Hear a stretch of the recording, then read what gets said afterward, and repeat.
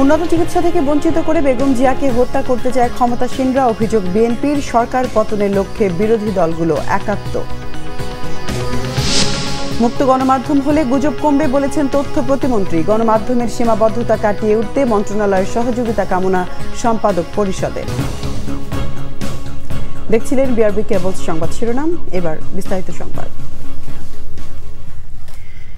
BNP নেতাদের অভিযোগ, বন্দী নেতাদের চিকিৎসায় বিদেশে পাঠানোর নজির থাকলেও বেগম খালেদা জিয়াকে বিদেশে পাঠানো নিয়ে আইন দেখাচ্ছে সরকার। তাদের অভিযোগ, উন্নত চিকিৎসা থেকে বঞ্চিত করে বেগম জিয়াকে হত্যা করতে চায় সরকার। ওবায়দুল কাদের কোন অপরাধে জেলে গিয়েছিলেন এমন প্রশ্নও করেন বিএনপি নেতারা। রিপোর্ট করছেন সিকান্দার রেমান। জাতীয়তাবাদী ওলামা দলের নতুন আহ্বায়ক কমিটির নেতাদের নিয়ে শহীদ রাষ্ট্রপতি জিয়াউর রহমানের কবরে ফুল দিয়ে শ্রদ্ধা নিবেদন ও মোনাজাত করেন নেতাকর্মীরা।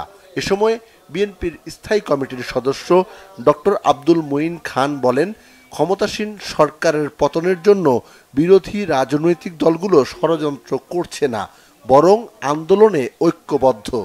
এখানে এদেশের প্রতিটি প্রতিষ্ঠান ধ্বংস করে দেওয়া হয়েছে। এদেশের বিচার বিভাগ দেখুন, এদেশের জাতীয় সংসদ দেখুন, এদেশের নির্বাচন ব্যবস্থা দেখুন, এদেশের সিভিল প্রশাসন দেখুন, এদেশের পুলিশ প্রশাসন দেখুন, এদেশের বিচার বিভাগ। এখানে ষড়যন্ত্রের তো কোনো প্রশ্ন নেই। সরকার প্রকাশ্যে এই অপকর্মগুলো করে গিয়েছে। বাংলাদেশের 18 কোটি মানুষ, ডান বাম মধ্য সবাই মিলে প্রকাশ্যে বলছে যে বাংলাদেশে এই অবস্থা চলতে পারে না। এদিকে ছাত্রদলের সাবেক সাধারণ সম্পাদক হাবিবুর রশিদ হাবিব সহ বন্দী নেতাদের মুক্তির দাবিতে জাতীয় প্রেস ক্লাবের সামনে মানববন্ধন করা হয়। এতে বিএনপির স্থায়ী কমিটির সদস্য মির্জা আব্বাস জানান, প্রতিদিনই জেলে যাচ্ছে নেতাকর্মীরা। বেগম খালেদা জিয়াকে বিদেশে নিয়ে চিকিৎসার অনুমতি না দেওয়ার সমালোচনা করেন তিনি। আমরা কতবার বলেছি, দেশ নেত্রী বেগম খালেদাকে মুক্তি দিয়ে অথবা চিকিৎসার জন্য বিদেশে পাঠান। ওনার অবস্থা বেশি ভালো না। ওনারা বলছেন আইন নাই। কেন আইন থাকবে না? কেন আইন কি মানুষের জন্য নাকি মানুষের আইনের জন্য মানুষ? তাদের সাহেব, আপনি যখন 111 জেলে ছিলেন, আপনি কি চোর হিসেবে গেছিলেন না রাজনীতি বন্দী হিসেবে গেছিলেন? আমি জানতে চাই। উপজেলা নির্বাচনে না যাওয়ার সিদ্ধান্ত সঠিক বলে মনে করেন বিএনপি নেতারা। তারা বলেন, জনসম্পৃক্ততা না থাকায় দেশের কোনো সমস্যারই সমাধান করতে পারছে না ক্ষমতাসীনরা। সিকান্দার রেমান, বাংলাভিশন, ঢাকা। তথ্য ও সম্প্রচার প্রতিমন্ত্রী এ আরাফাত বলেছেন, সরকার সকল গঠনমূলক সমালোচনাকে স্বাগত জানায়, পাশাপাশি সমালোচনার নামে অপপ্রচারের নিন্দা জানায়। বিশ্বমুক্ত গণমাধ্যম দিবস উপলক্ষে সম্পাদক পরিষদের আলোচনায় প্রতিমন্ত্রী কথা বলেন তিনি বিশ্বাস করেন, গণমাধ্যম যত মুক্ত হবে তত গুজব এবং অপপ্রচার কমবে। তিনি দাবি করেন, সংবাদকর্মীদের দাবির কারণেই নিবন্ধনবিহীন যে কোনো গণমাধ্যম বন্ধ করা হবে। তিনি বলেন, মফস্বলে সাংবাদিকতা যেমন কঠিন, তেমনি অপসাংবাদিকতাও বেশি হয়, বদনাম হয় পেশাদার সাংবাদিকদের। সাংবাদিকদের দাবির কারণেই গণমাধ্যমকে একটি শৃঙ্খলার মধ্যে আনা হবে জানিয়ে প্রতিমন্ত্রী বলেন, সবার কথা শুনেই গণমাধ্যম কর্মী আইন পাশ করা হবে। আলোচনায় সম্পাদকরাও গণমাধ্যমের বিভিন্ন সীমাবদ্ধতা কাটিয়ে উঠতে মন্ত্রণালয়ের সহযোগিতা কামনা করেন। বাড়ল ট্রেনের ভাড়া। রিয়াদ সুবিধা প্রত্যাহারের কারণে দূরত্ব অনুযায়ী 20 টাকা থেকে 400 টাকা পর্যন্ত বেড়েছে ভাড়া। সেবার মান না বাড়িয়ে বর্তমান নিত্যপণ্যের উচ্চ মূল্যের বাজারে এটিকে অযৌক্তিক বলছেন যাত্রীরা। শুভ মাহফুজের রিপোর্টে বিস্তারিত। এতদিন বেশি দূরত্বে যাত্রীদের রেয়াত সুবিধা বা ছাড় দিয়ে টিকিট বিক্রি করত বাংলাদেশ রেলওয়ে, কিন্তু 4 মে থেকে তুলে দেয়া হয় সে সুবিধা। নিত্যপণ্যের উচ্চ মূল্যের বাজারে বাড়তি দামে টিকিট কিনে ক্ষোভ প্রকাশ করলেন যাত্রীরা। আমরা অনলাইনে দেখলাম টিকিটের দাম হচ্ছে 60 টাকা করে, সুবন চেয়ারে। তো ওরা বললো যে এখন তো টিকিটের দাম বেড়ে গেছে, এই জন্য আমাদের সব বাড়তি ভাড়া করার জন্য দুজনে 210 টাকা করে আসছে। এমনিতেই নিত্য প্রয়োজনীয় জিনিসের বাড়তি দাম, তারপরে যদি ট্রেনের ভাড়াটা এইভাবে ভাড়ায়, এটা তো মানুষের জন্য দুষ্কর্য। ভাড়া বাড়ানো তো আসলেই খুব কষ্টকর একটা ব্যাপার, কারণ সাধারণ মানুষ তো এমনি অতিরিক্ত টাকা দিয়ে টিকিট করে যায়, যেটা সত্য কথা। আগের নিয়মে 101 থেকে 250 কিলোমিটার ভ্রমণে 20%, 251 থেকে 400 কিলোমিটারে 25% এবং 401 কিলোমিটার বা এর বেশি দূরত্বের জন্য 30% ছাড় পেতেন যাত্রীরা। সেই বিধান উঠে যাওয়াতে এখন গন্তব্যভেদে শোভন চেয়ারে টিকিটের দাম বেড়েছে 20 থেকে 150 টাকা, এসি চেয়ারে 50 থেকে 300 টাকা, আর কেবিনে ভাড়া বেড়েছে সর্বোচ্চ 400 টাকা পর্যন্ত। আগে ছিল শোভনে 140-90 টাকা, এখন চাচ্ছে 300 টাকা। সার্ভিসটা একটু বাড়ানো হচ্ছে, টাইম এটা হচ্ছে না।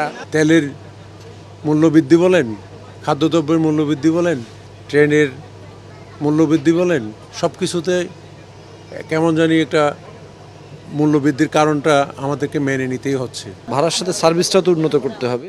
ভাড়া বাড়া নিয়ে ক্ষুব্ধ যাত্রীরা অভিযোগ করলেন রেলের সেবা নিয়েও।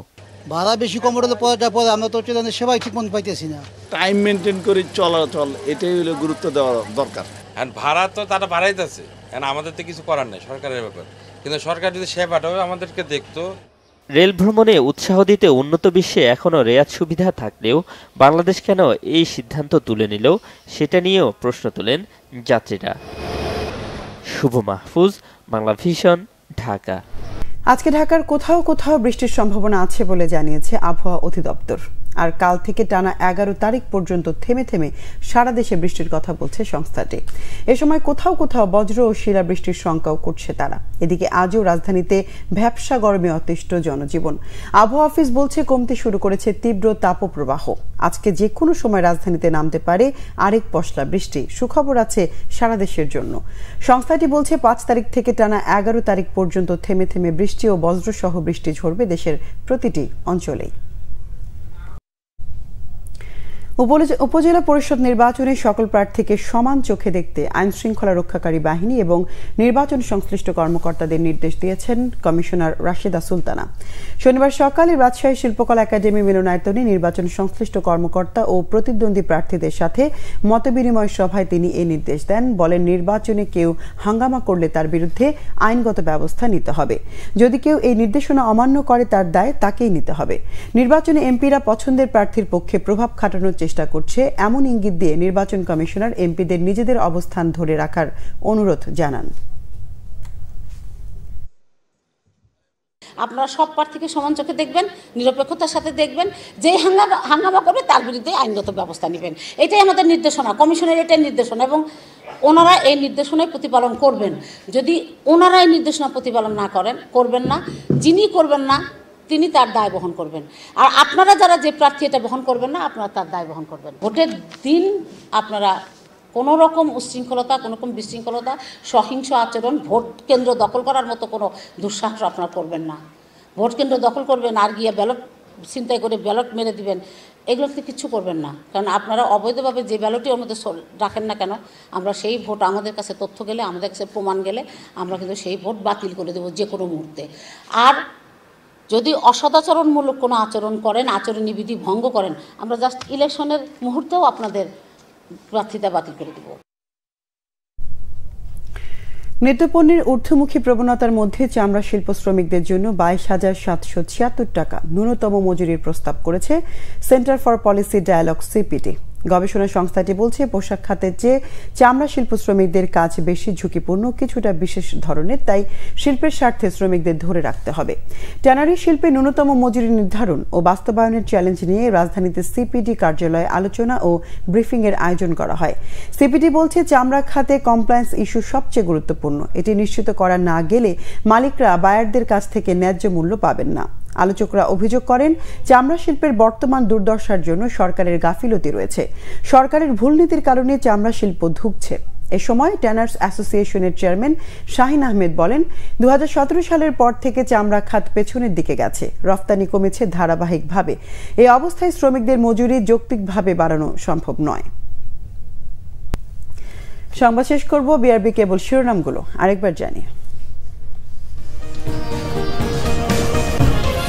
উন্নত চিকিৎসা থেকে বঞ্চিত করে বেগম জিয়াকে হত্যা করতে চায় ক্ষমতাসীনরা, অভিযোগ বিএনপির।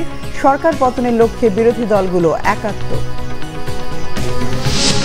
মুক্ত গণমাধ্যম হলে গুজব কমবে বলেছেন তথ্য প্রতিমন্ত্রী। গণমাধ্যমের সীমাবদ্ধতা কাটিয়ে উঠতে মন্ত্রণালয়ের সহযোগিতা কামনা সম্পাদক পরিষদের। দর্শক, এই ছিল এখনকার মতো। পরের সংবাদ বিকেল 4টায়, এর আগে 3টায় রয়েছে নিউজ টপ 10। দেখার আমন্ত্রণ রইল। এছাড়া বাংলা ভিশন সংবাদ ও সংবাদ সংশ্লিষ্ট অনুষ্ঠান দেখতে ভিজিট করুন www.bvnews24.com ও facebook.com/banglavisionnews এবং সাবস্ক্রাইব করুন youtube.com/banglavisionnews। এতক্ষণ সঙ্গে থাকায় ধন্যবাদ সবাইকে।